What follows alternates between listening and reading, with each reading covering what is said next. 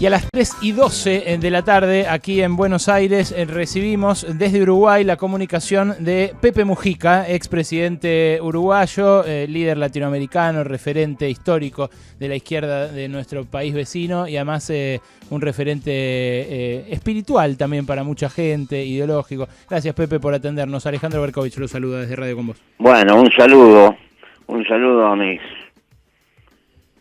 casi coterráneos. Sí, claro que lo somos, Pepe. Hay mucha gente que se pregunta por cómo está viviendo usted y cómo usted está también reflexionando sobre esta cuarentena. Estamos todos encerrados, usted ha pasado mucho tiempo encerrado y quiero escucharlo primero. ¿Qué recomienda hacer en un momento así que en esta generación no vive nunca? Bueno, un poco de experiencia tengo. Yo estuve casi 7 años encerrado sin un libro, Claro. sin poder leer. Y tuve que inventar algunos mecanismos. Me hice una disciplina dentro de esa soledad. De mañana solía tener, mis calabozos no tenía más de 2,50, 3 metros de largo. Y caminaba 3 pasos para allá, 3 pasos para acá, 3 pasos para allá, bastante hasta cansarme un poco. Después hacía un ejercicio imaginativo. Me figuraba tareas que había hecho en el campo, imaginaba herramientas, cuestiones por el estilo. Y después me dedicaba otras horas del día a repasar en mi memoria algunos conocimientos para tratar de estar lo más ocupado que pudiera, aunque sea imaginativamente. Y entré a pensar, entre los 17, los 22, 23 años leí muchísimo. Yo no tenía plata, pero iba a una biblioteca bien nutrida que había en una facultad y me pasaba 6, 7 horas, estaba cerca de una parada de ómnibus que me llevaba casi a mi barrio.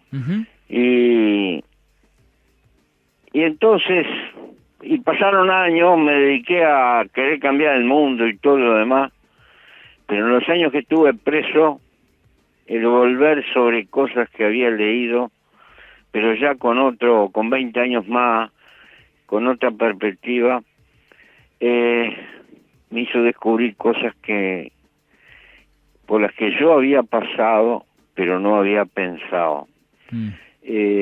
Por eso, a los que puedan les recomiendo que hagan un poco de introspección, que mirarse a sí mismo,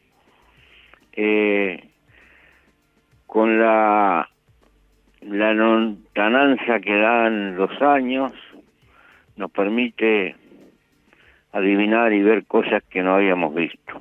Pepe, una de esas cosas que quizás no vimos hasta este momento de aislamiento obligatorio es cuán interdependientes somos los unos de otros, ¿no? Como hasta qué punto... Los humanos somos seres sociales. Antropológica, aquella vieja afirmación aristotélica que es un animal político. Sí. Es político porque es gregario, no puede vivir en soledad. Depende del grupo humano. Tenemos 2 millones de años andar en grupo humano y en definitiva esta época moderna tiene 300, 400 años apenas. Claro. El sapiens se movió en la Tierra en bandas de 40, 50 y fue precisamente la cooperación y la dependencia del grupo lo que permitía vivir. Hay una figura en casi todas las culturas antiguas, una figura después de la pena de muerte. Uno de los peores castigos era expulsarte de la comunidad. El destierro, claro.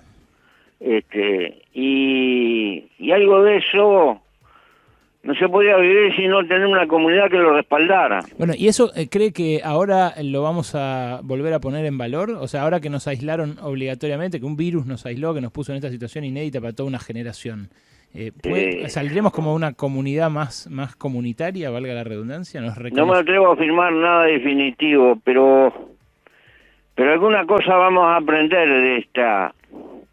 Y puede ser volver un poco el sentido social, porque hay una contradicción. Por un lado somos individuos, pero el individuo aislado no puede vivir. ¿Por qué? Porque es obvio. Yo si tengo un ataque cardíaco, tengo muchos compañeros, pero lo que preciso es un cardiólogo, y me lo da la sociedad. Y cuando mi rancho está desvencijado y se llueve, lo preciso un albañil, y me lo da la sociedad. Y cuando se rompe el celular y se rompe el auto y todo, dependemos del trabajo que hacen otros. Hay una interdependencia. Pero a su vez, cada cual como ser vivo lucha por afirmar su vida, su yo. Hay una cuota de egoísmo unido a lo biológico que nos obliga a luchar por lo nuestro y por nuestro. Y creo que en la época moderna estamos desbalanceados, demasiado individualismo y poco nosotros, demasiado yo y nada de nosotros. Y ahora que las papas queman, nos damos cuenta la importancia que tienen nosotros.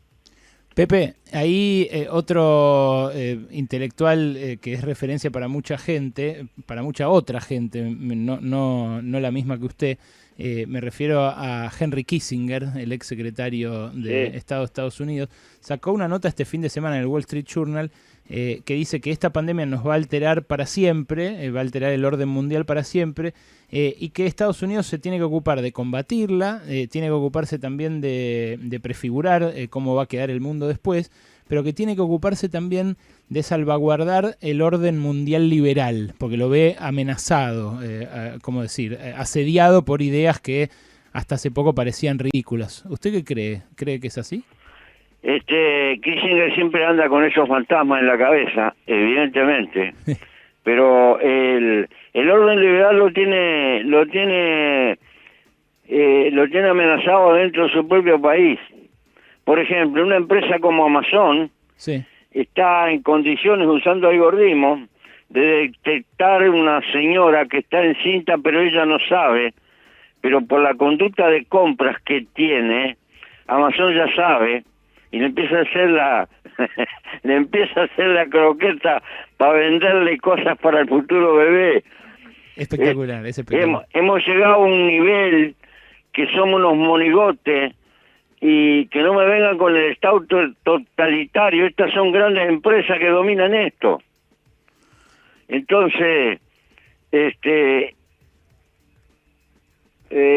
me parece que a Kissinger, como a otros, le pasa lo del aprendiz de brujo.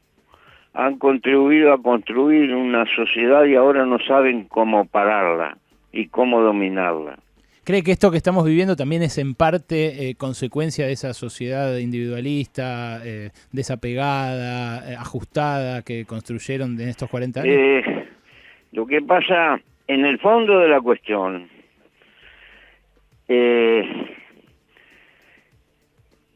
esto está basado en que ha generado una cultura subliminal que está por todas partes, que no entra por los poros, que necesita impiadosamente que seamos compradores compulsivos a lo largo de toda nuestra vida y que gastemos el tiempo de nuestra vida para tener los medios para hacer frente a ese sentido de compra compulsiva, porque es una cultura funcional a la acumulación. Y se necesita que las grandes masas estén dedicadas a comprar y que confundan tener con ser. Y hay un machaque subliminal. Esto no tiene nada que ver con el dominio de las razones, sino con el dominio de las emociones. Y bueno, el orden liberal en todo caso está amenazado por ese lado. Está amenazado al revés. Está amenazado al revés, está amenazado por la grosería de lo que de cultura que han planteado. El hombre, todo es mercado, hasta la muerte es mercado, todo es mercado, la vida es mercado, los sentimientos son mercado, todo, absolutamente todo termina en negocio. Y bueno, y no creo que todo sea negocio. Pepe, esta situación se traduce en números concretos, ¿no? En los países donde se ajustó la salud, el virus pegó más fuerte. Qué sé yo, Italia, por ejemplo, tiene 35.000 empleados sanitarios menos que los que tenía hace 15 años, gasta menos plata. Acá en Argentina también se ve, en Estados Unidos ni que hablar.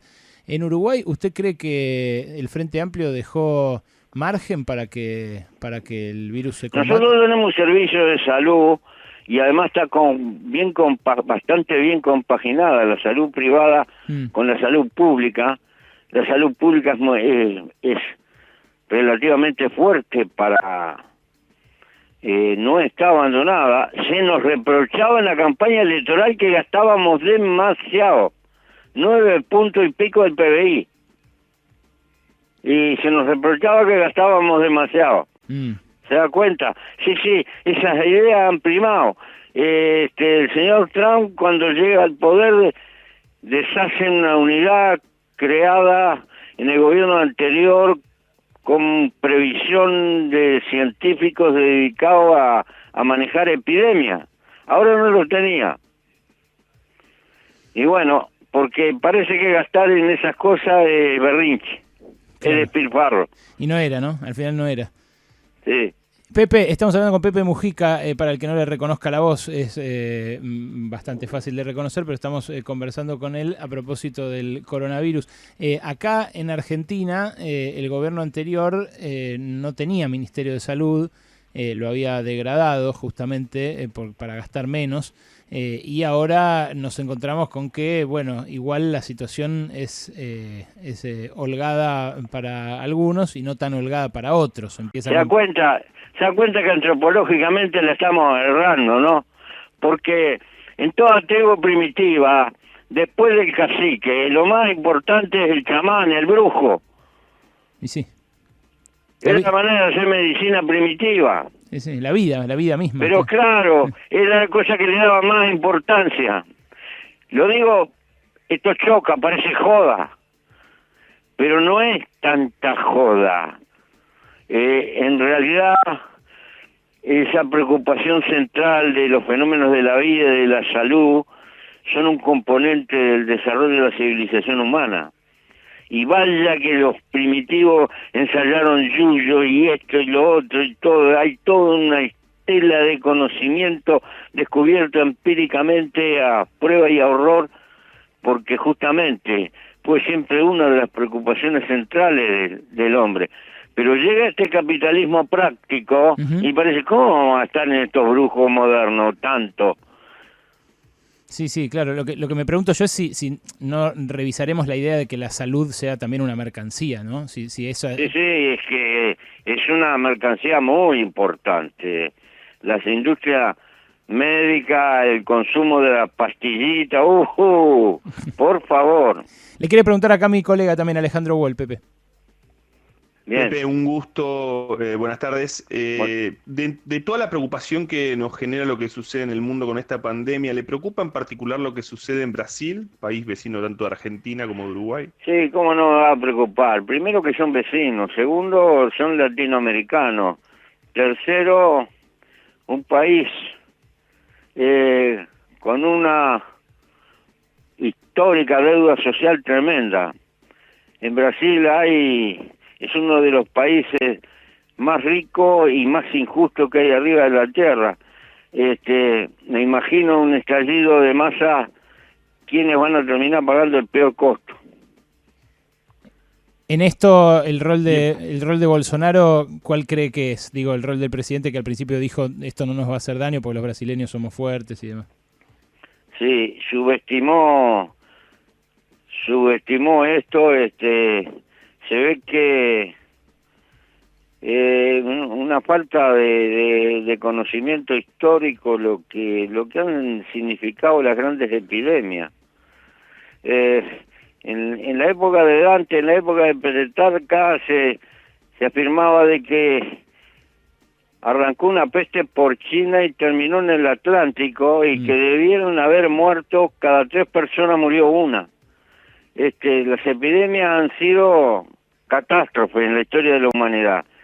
Y el mundo moderno está este coronavirus puede ser que nos sirva también para que seamos un poco más humildes. Ojalá. No nos creamos que somos Dios, que tenemos las cosas todas dominadas. Ojalá, y le agradezco por este ratito, Pepe. Gracias. Bueno, suerte, muchachos. Cuídese. Y cuídense. Sí, cuídese usted también. Que no se olviden que hay una sola, una sola oportunidad. Acá está, el cielo y el infierno están acá arriba. Gracias, es Pepe Mujica. Gracias, cuídese usted también. Ahí cortó. Es Pepe Mujica, expresidente de Uruguay. Acá Pasaron Cosas.